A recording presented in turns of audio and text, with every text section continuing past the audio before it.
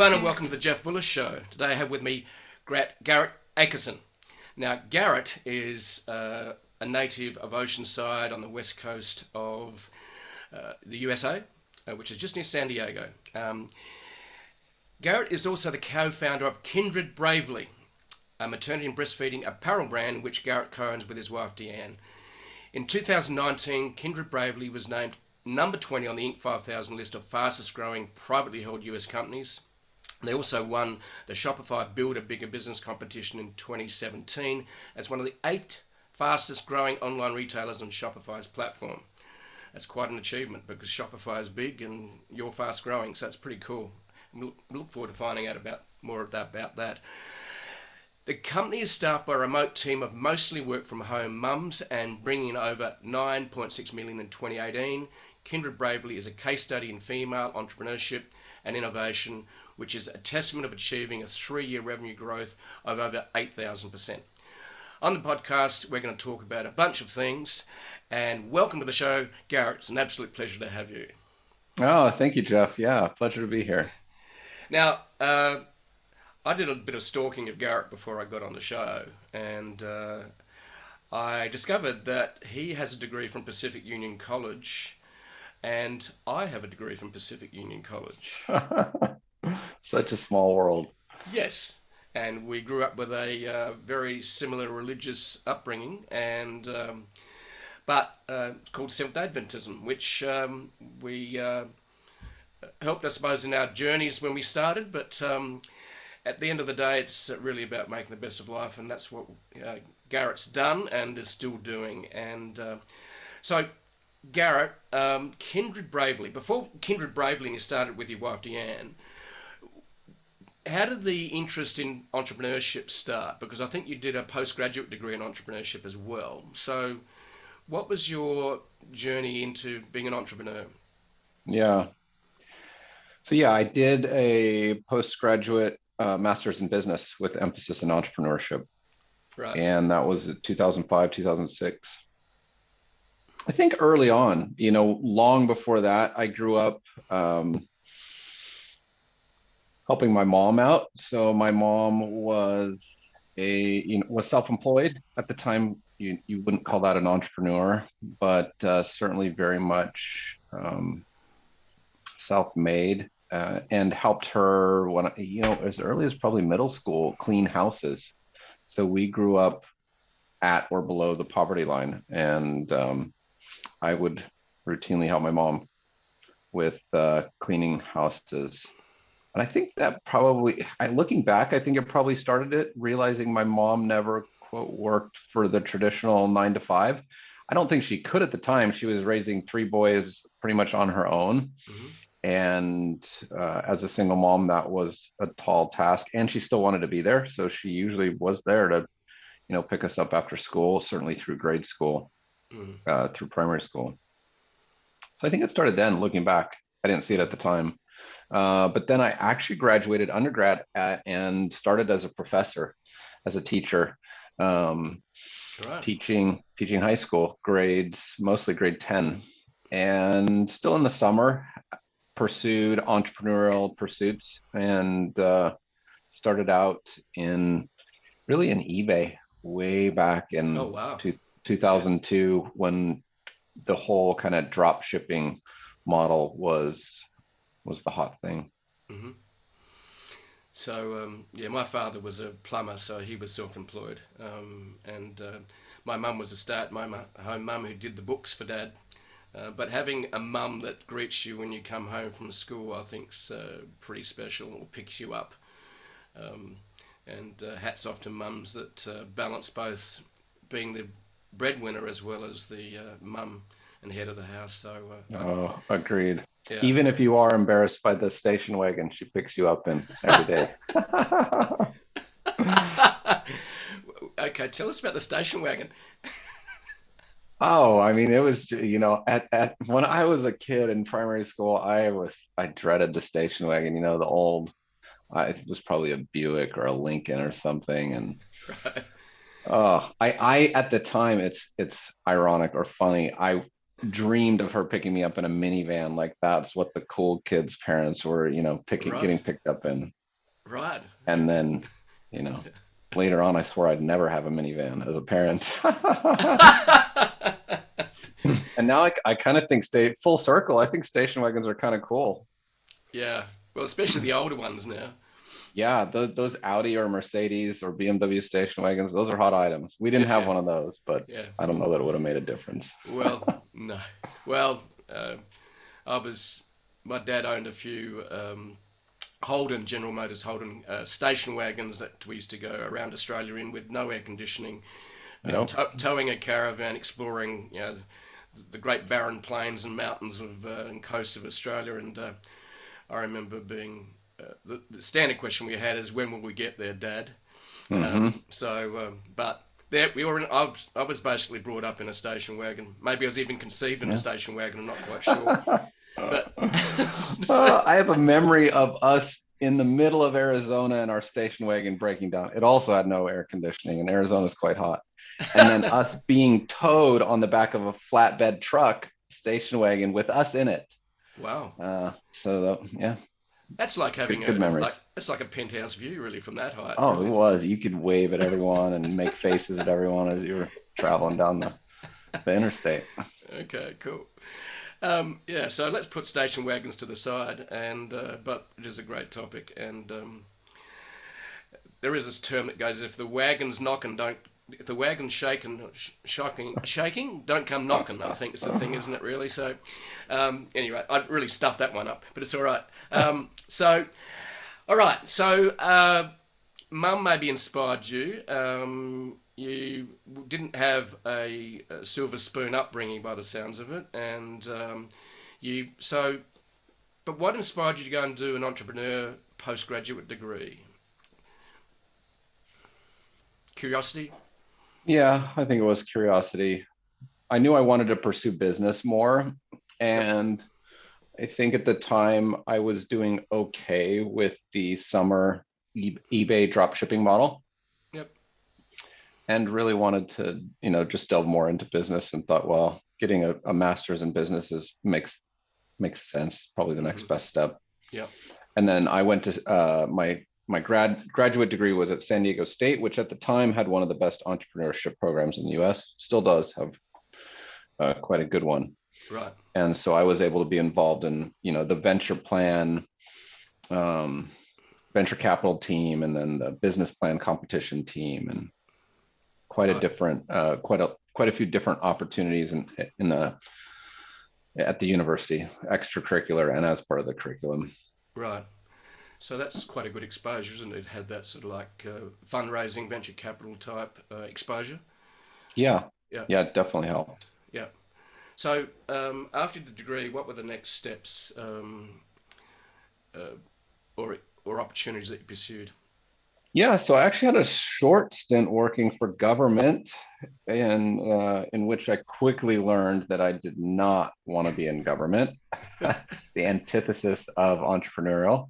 Yeah. And shortly after that, joined a friend's startup from MBA school. He had just started and got to talking and joined that team. I think I was number 5 or 6, and it was a startup in the digital marketing space. Right. This was 2005-6, so Google was very much the topic at the time, and Yep. SEO and Yep. search, beyond search engine optimization, paid advertising. So Google advertising was Yep. very nascent but picking up. So really got to cut my teeth on the marketing side and help grow that business. Worked on a couple other startups, and then ended up kind of merging with another company called Motion Strand. I was doing marketing consulting by then on my own. This was about 2008, 8 or 9, Mm-hmm. and they were doing development. It was a Drupal development shop, mostly Drupal. with Yep. some app Okay. development. Yep. Yeah. So I brought the marketing side, they brought the development side, and I ended up becoming president of the combined organization and growing that for a few years. Right. And really, I got a little burned out working long hours, commuting to the office, and I knew I wanted to start something in e-commerce. Yep. At a certain point, at least for me, I got a little tired of working on other people's projects. Yeah. Not that it's bad. You learn a ton. I got to see a ton of businesses Yep. and realize that many of them are failing for reasons far outside of your control Yep. as a marketer, as an agency. Mm-hmm. And Deanne was in the office one evening. I was looking at a number of different niches in e-commerce, Yep. trying to decide what I wanted to pursue next. Mm-hmm. And my wife at the time was breastfeeding our youngest. She could not find anything comfortable, Yep. and it was on her Christmas list. And then her birthday's in January, and it was on her birthday. Sorry, it was on her Christmas list, then her birthday list in January. No fault of my own. She didn't get any comfortable breastfeeding and nursing pajamas. And I said, oh, I'll take you shopping. So we went shopping, and she still couldn't find anything. So it was right. It was just perfect timing. She was in the office that January and said, well, what about starting a maternity and breastfeeding apparel company? I know exactly what I want, and there's nothing out there. And so I started exploring that vertical and looking at numbers, and we looked at it together and decided to start Kindred Bravely. Wow. And it was our first project together. At the time, Deanne was out on maternity leave she's a math teacher, right, by trade. And that was the impetus for Kindred Bravely. So this story we hear quite often is that the entrepreneur and founders experience a problem, and they go looking to try and find an answer to the problem and can't find it, and then go and solve it themselves. And I think that's driven, and so that's a really, I suppose, very authentic reason to do it. It's not just about making money, but it's about solving a problem first. So yeah, certainly I think you have a distinct advantage if you're solving a problem that you yourself experience, assuming there's demand in the marketplace. So we launched with one product, the Davy pajamas in black. They were like in 4 sizes, ordered 500 units, totally bootstrapped. Yep. And it did okay. Launching pajamas in the summer, in hindsight, didn't do that well. People don't buy pajamas in the summer. Come to find out, come November, pajama sales go through the roof. But really quickly started looking at demand. So we knew what we wanted, or Deanne knew what she wanted and couldn't find. But then looking at demand, and there's much more demand in bras and underwear. Yep. And so she quickly designed 2 bras, because she also hated and again, from personal needs. So I think you need to marry that to demand, because you could have something you need or want, and there's just not really that much demand. Yep. But in this case, bras, the demand's quite high. And then she couldn't find any that had no elastic in the underband, because if you're pregnant, your rib cage changes quite a bit. So she was always getting red marks, and it was constricting. And so the first 2 bras didn't have any elastic underband. Right. And that seemed to resonate really well with the market, in addition to just being extremely comfortable through other design elements and the material selection. So how did you guys learn how to become a fashion designer or clothes designer? So was it just lots of Googling, and then looking for specialists that made the products and then ask them to help them make them? How did you become specialists and experts in maternity bras and Yeah. So what was that research Jeff, like? It's a great time to be alive. My COVID accepting, it's a great time to be alive. Just because you can access so much information online, and anyone. Yep. So I think 2 things there. We're fortunate enough to be fairly close to LA, which the garment district in LA is, that's kind of the fashion or garment center of the United States. Right. Okay. And so we had access to a number of pattern makers and designers within 2 hours of us. So we would, initially quite a few trips up to LA. Yep. and back, meeting with pattern makers. Yep. And Deanne working through what she wanted, different elements, bringing those together. And then Google. I remember some of our initial conversations with factories in China. So our first factory we literally found on Alibaba. 3. Yes. We sent samples. So we worked with pattern makers in LA, sent 3 samples to 3 factories on Alibaba. One never got back to us. One, the sample came back and it was just total junk. And the other one came back and it was pretty close. But I remember literally, having a chat open and all on Alibaba and then a Google window open, Googling things like GSM. They were asking like, what GSM do you want? And having no clue what that meant. Yeah, so it's well, you had the advantage of being close to LA, being the fashion capital of the USA. So your first bulk order, was that done through China, through Alibaba? Was that? It was, yeah, Yeah. 500 units through Alibaba of pajamas. So what was the sort of like? Obviously, there's a big pricing difference between made in the USA and made in China. Right? Was it significant difference in terms of cost? Yeah, we actually explored manufacturing in LA. There Yep. are sewing factories in LA, and we continue to this day exploring manufacturing in the US. We still have not found a way to make it work. It's a significant price uh, gap Yeah. and quality gap. So the ironic part was, we Wow. met with manufacturers in LA and toured sewing factories there, and the owner and manager, really neat gentleman in his late 70s, 80, had been working every day of his life. He was a Chinese native, Chinese national Hmm. that had moved to the US years and years ago. And he point blank told us, he was like, you should get it manufactured in China. The quality is better than that I can give you here. Wow. Because, seamstresses are a career in China. Yep. And finding quality sewers, quality seamstresses in the US is quite difficult. Mm. And so I was like, you're paying for a lower quality and you're paying two, three, probably 3x what you would pay Wow. in China. Mm. And that's including landed costs. Mm. Unfortunately, it just doesn't make sense. Yeah. I don't think manufacturing will come back to the US in any significant way until we bridge the gap to automation and Yeah. robotics and AI. I think, yeah, eventually maybe gets back, but Yeah. we've since moved manufacturing to India, some Sri Lanka, some Vietnam, some. So it's not all in China, but it's still that Southeast Asia block still dominates. Yeah.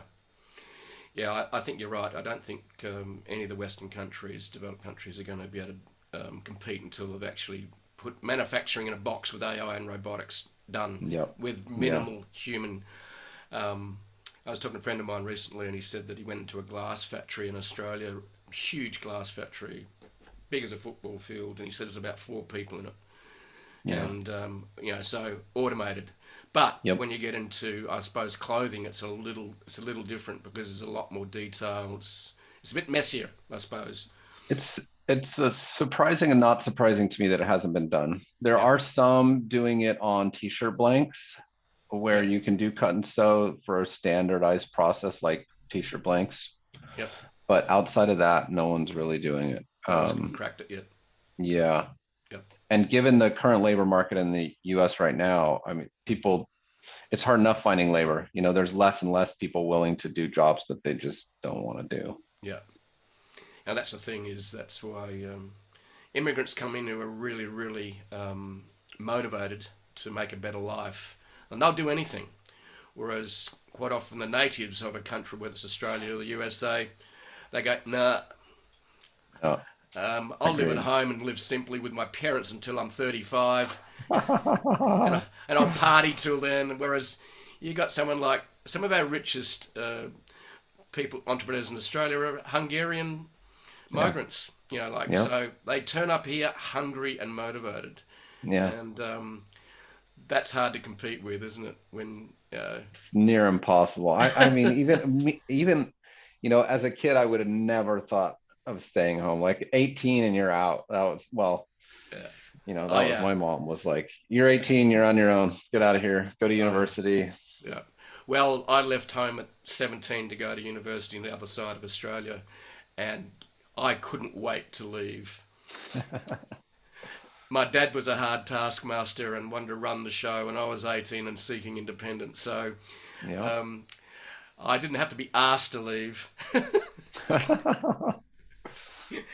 So, all right. So let's get on the next part of it. You sort of worked out that pajamas. You need to get onto more like maternity bras and things.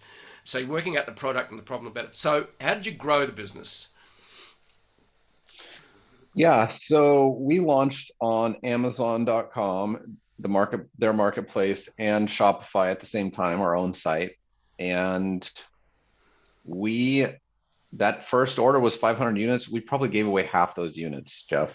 Yep. So really, initially, it was all word of mouth. So it was mom groups. Deanne, my spouse, was in a lot of mom groups. She gave a ton of product away. Yep. There were other mom groups we found gave it away, really seeking reviews. And initially, we just pushed sales on Amazon.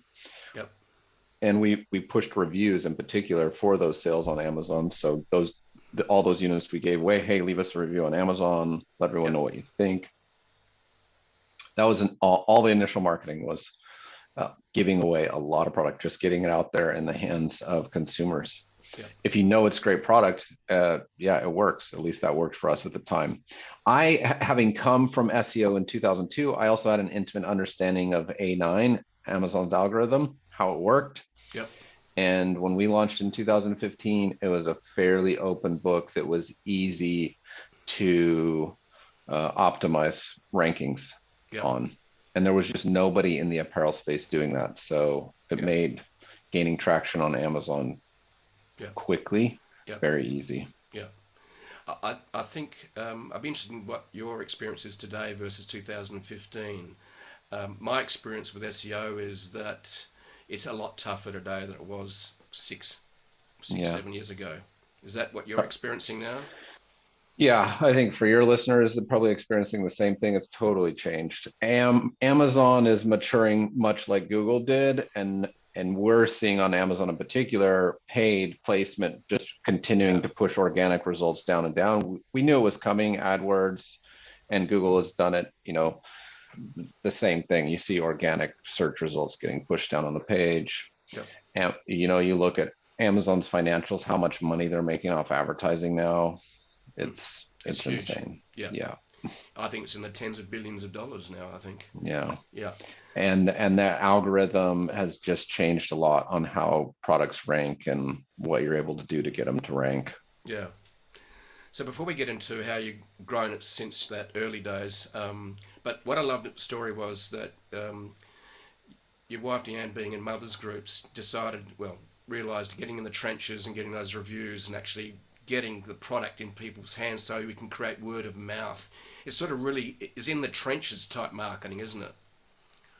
Yeah. Yeah, I think it's easy to, well, I don't know about easy. It feels easy to forget to me, like, oh, let's just, we'll put up a product, we'll put up an e-commerce page and, we'll get sales. But I think in the beginning, you got to be out there, for lack of a better word, dialing for dollars. You need to be out there spreading the word, getting it in people's hands. And you don't need to do scalable things. You need to do unscalable things in the beginning. Yeah. I've heard of a lot of e-commerce starting by just getting in the trenches at local markets. Travel, like I bumped into some people selling gin the other day at a market in Bondi here in Sydney, and they'd travelled up for a weekend from Melbourne. So basically in the trenches, almost hand-to-hand combat in terms of the marketplace. And I love the quote by what's his name? One of the boxers.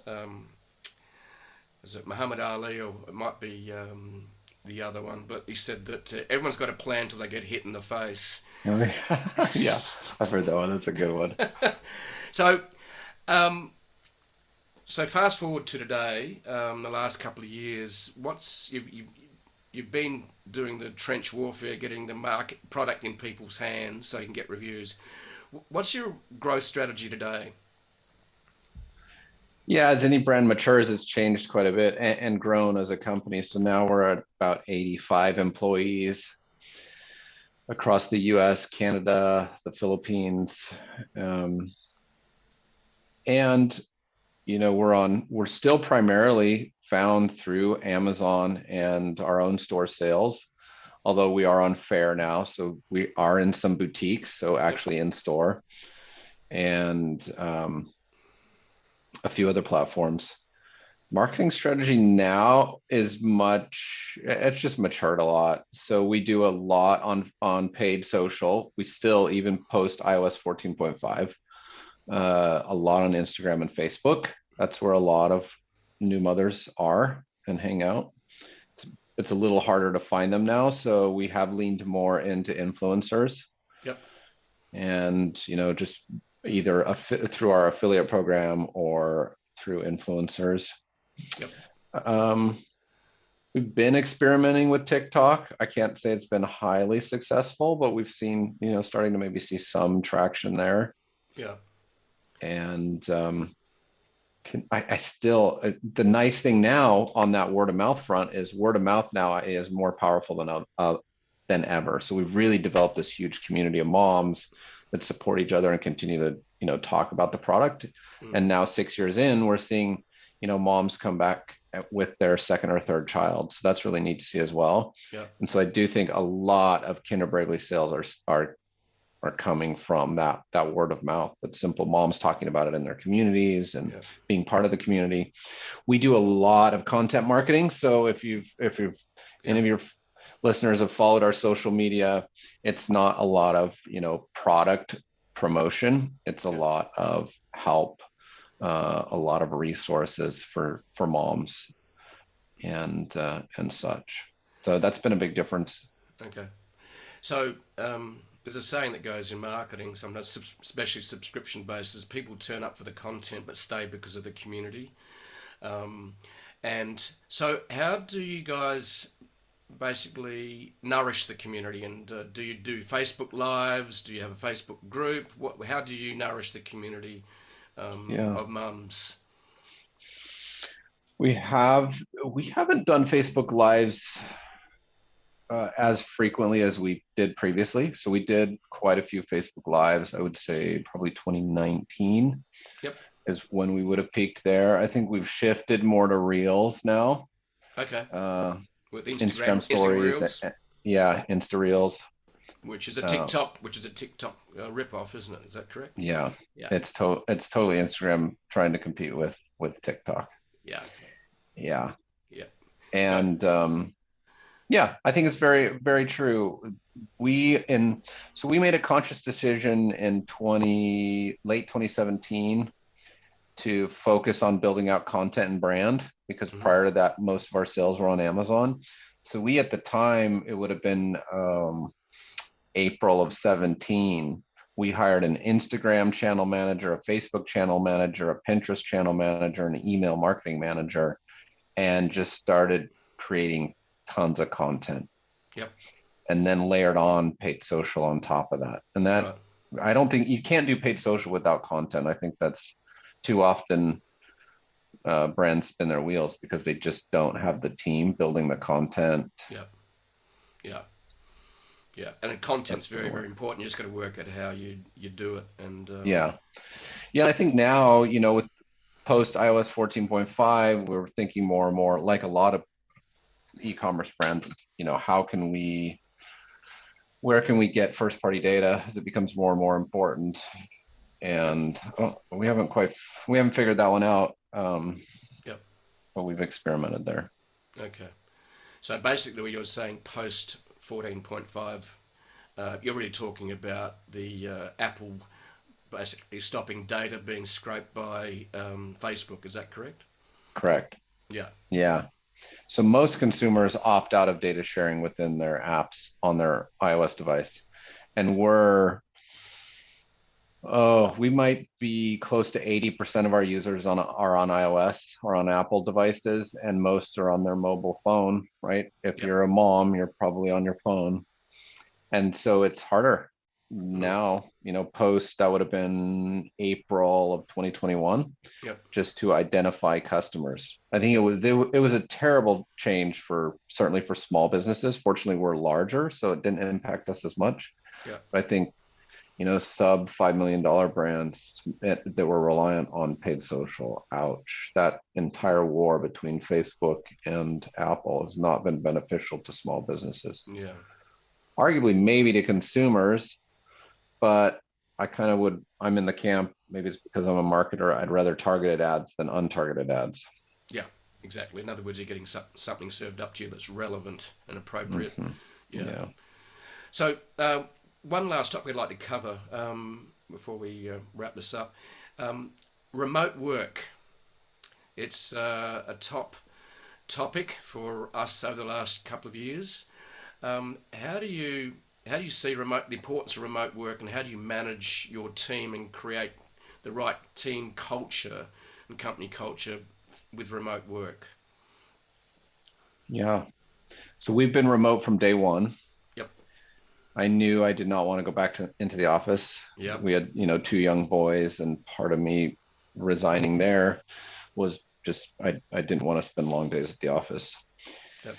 Having been remote first, the transition to, a COVID and post-COVID world was quite easy, quite smooth, other than a lot of team members now had, little children at home, whereas prior they may have been in daycare or school. So that, I think, was certainly a challenge for employees. But I think first off is really just defining that culture and those expectations. So I think the difference between in-person and remote cultures is remote cultures are much more reliant on a written culture. There's a lot of writing. Yep. Whereas in office, it's a verbal culture. You might drop by somebody's, cubicle or desk and say, "Oh, Jeff, what do you think about, this, and this?" Yep. I do think in person has the advantage in creative situations where you need to collaborate creatively. But in an execution setting where you just need to get a lot of work done, remote is much better. Yep. You can get done a lot more work. Yep. So I think one of our strengths has been we've been remote day one, and most of our team members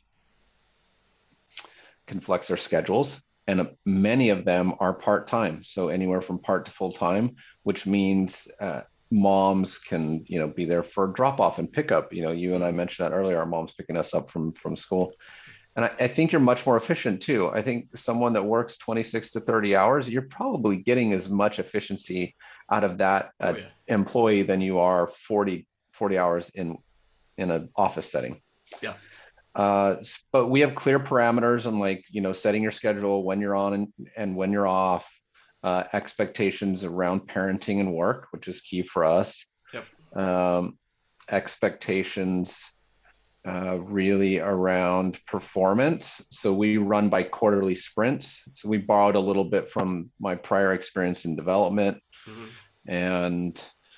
And instead of weekly sprints in the development world, we do quarterly ones that are divided weekly. So every team member has something that is public that everyone knows they're working on, their kind of bigger project. Mm-hmm.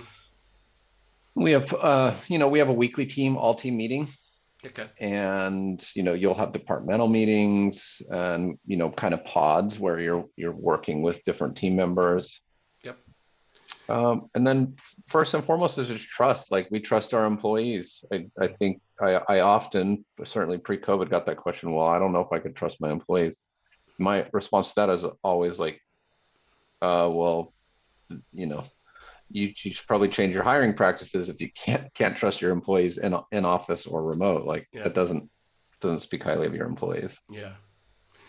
How do you manage? Because the old saying used to be management by walking around. In other words, the senior executive CEO walked around to make sure everyone wasn't doing Facebook or doing knitting or something.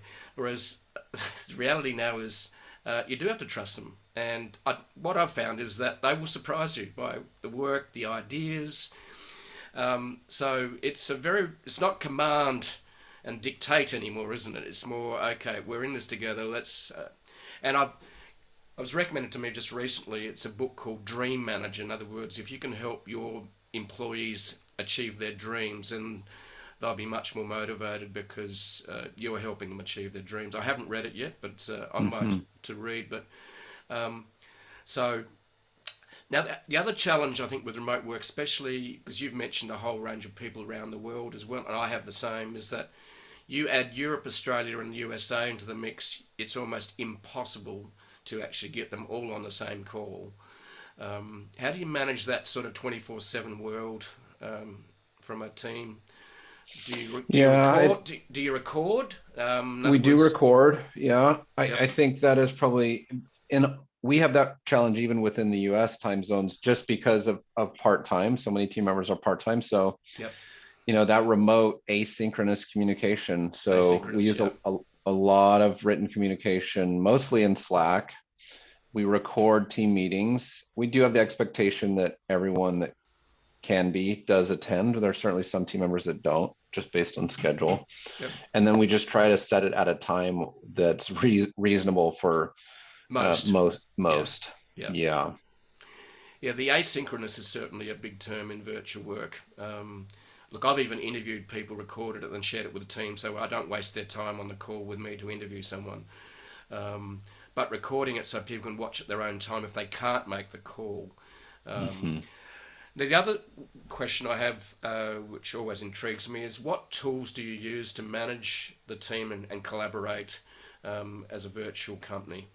What sort of tools do you use? You mentioned one, Slack. What else do you use in terms of collaboration? Yeah, Slack is the backbone of our daily communication, much more so than email. So if Yep, it's longer, it would go into email. yep, And then we use Asana. Asana is the big one where all our projects go into Asana. okay, And then we use Get Guru for our company database for information. right, And we use Google suite of products for collaboration and storage of files. yep, So that seems to be a pretty solid tech stack and works pretty well for yeah, us. yeah, yeah. We use Trello here, which is an Atlassian product now, Mm-hmm. and it's changed my life. I've told the team, and I was dragged quietly, kicking and screaming, into the shed to actually play with it.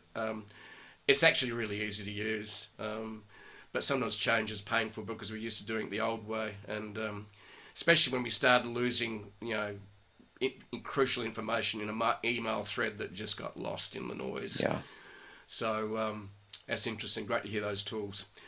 So, Garret, just any sort of to wannabe e-commerce entrepreneurs that want to start, whether it's a side hustle or what would be some of the top tips that you'd recommend in terms of what they should be doing? Yeah. I think my first tip would be don't start anything you're not willing to commit the next 5 years of your life to. Right. I think too often it's easy to start multiple things, which means you're not going to succeed at any of them. Yep. That kind of serial entrepreneur that doesn't get very far. And then really setting goals. So, I mean, Kindred Bravely, when we started it, I was still working full time running another company. And this was just a project that Deanne and I worked on nights and evenings. So the first 12 months, I was, working 8 p.m. to 12 a.m. midnight, Yep.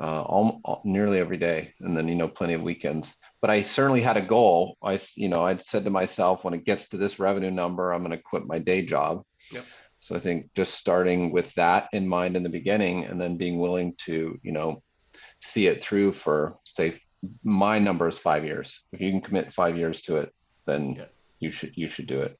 Yep. And then really once you start to grow, it's all about team, right? You have to have an amazing product, I think. So yes, Mm-hmm. do something you believe in. Hopefully you're solving a problem for yourself that there's market demand for. Mm-hmm. And then really, the next phase is all about teams, because in the end it's teams competing against other teams, and if you have a better team, you're going to come out on top. Yeah. That's great to hear, Yeah. and especially as you grow. The other thing that I've discovered is important is you got to fall in love with the process, not just the product and what you're doing. And Hmm. because process sounds damn boring, but it's actually will free you. Yeah. Yeah. So for us, we have an internal phrase that is fall in love with your customer, not your product. Yeah. And we got that from Jeff Hoffman years ago. In fact, also That's the other thing. I think never be shy of spending money on learning.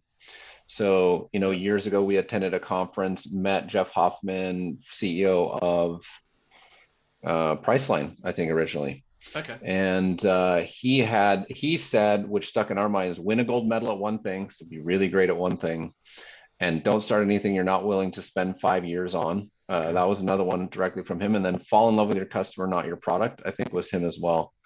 Because if you're in love with your customer, they're going to tell you what they want. Products come and go, Yeah.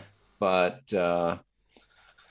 I think certainly that's made all the difference for us. And I think that's even morphed a little bit now to where before it was put your customer first, but for now we've kind of morphed that into put your team first and your employees first, because they're going to make your customers happy. They're going to put your customers first. So I think as a team, put your customer first, but as a leader, put your team first. And that kind of goes back to your earlier comment about building teams in this remote environment. I think if you have a cause that everyone is behind and a vision of what that looks like, and you're serving a customer and making a difference in people's lives, Yeah. the rest kind of figures itself out. I love it. Look after your team, and then the team will look after the customer. Yeah. Yeah, I love it. Garret, it's been an absolute pleasure, mate, to actually have a fireside chat from one side of the world to the other. And, Likewise, Jeff. And I look forward to maybe bumping into you middle of the year, because I'm going to be in your hood for a wedding at La Jolla. Is that right? La Jolla, yeah, we should grab coffee. That's right here. Because I've got a great friend, Alexandra Watkins, who's My Name is Awesome book writer. She lives in San Diego, and we're going to spend some time with her right in the heart of San Diego. So, wonderful. So let's pencil that in. Keep in touch, because that'd be great to catch up. Yeah, sounds good. Thanks, Jeff. Thank you very much. It's been great.